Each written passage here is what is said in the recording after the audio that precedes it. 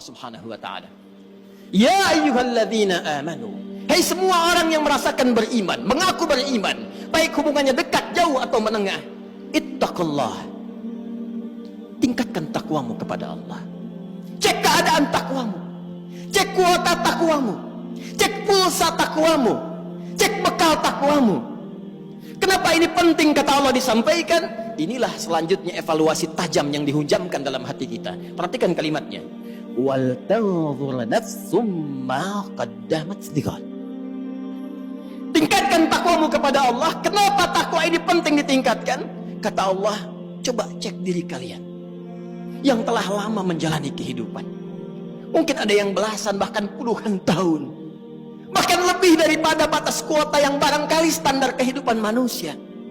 Ada yang di atas 100 tahun. Kata Allah, coba dicek.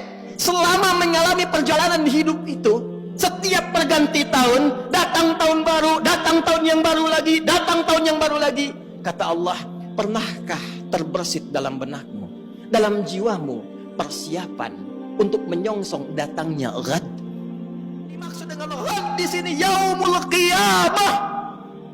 Yaumul qiyamah. Tibanya hari kiamat. Tibanya hisab kita di hadapan Allah Subhanahu wa taala.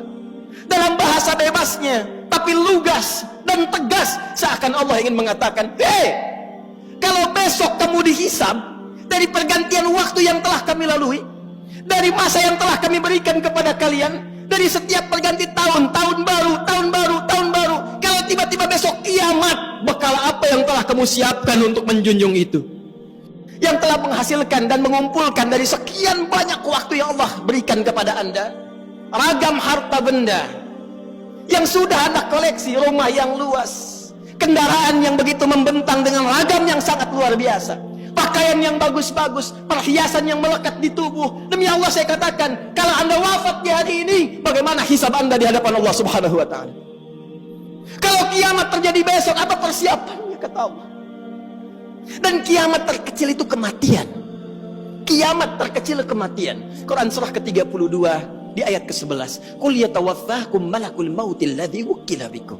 Katakan Muhammad sallallahu alaihi wasallam, setiap yang berjiwa itu satu saat akan tiba waktunya, datang utusan Allah malakul maut untuk memisahkan kehidupannya dengan maut itu dari kehidupan dunia menuju hisab persiapan akhiratnya. Semua ulama sepakat kiamat terkecil. Kiamat kecil itu ya kematian. Jadi kalau kita kembalikan pada diri kita, para ulama selalu mengajak kita untuk bermuhasabah. Jangankan datang tahun baru, ganti tahun lagi, ganti hari lagi, setiap hari. Ayat ini mengatakan, kalau Anda wafat besok, persiapannya apa? Wal tanzur nafsum ma qaddamat lighad. Kalimat nafsunnya tidak menggunakan alif lam, nakirah. Kata para ulama tafsir, kalimatnya tidak menggunakan alif lam untuk memberikan kesan dan pesan kepada kita. Kalau ingin bagus dalam introspeksi, kalau ingin benar dalam muhasabah, lepaskan dulu seluruh kecenderungan dunia kita, kemudian tanyakan pada hati kita yang paling dalam, sudah benarkah cara hidup kita sampai dengan detik ini? Itulah rahasianya kenapa di ayat ini kata nafsun tidak menggunakan alif lam. Seakan-akan Allah ingin mengatakan pada kita, coba merenung sejenak. Bukan dengan kembang api itu, bukan dengan petasan itu, bukan dengan pesta itu, tapi dengan jiwa Anda, dengan hati Anda, dengan kalbu Anda, dengan jiwa yang Allah berikan kepada kita. Cobalah kemudian sejenak saja, sepersekian menit kita diam sejenak, tanyakan pada jiwa kita, istafti qalbak, kemana hidup kita ini?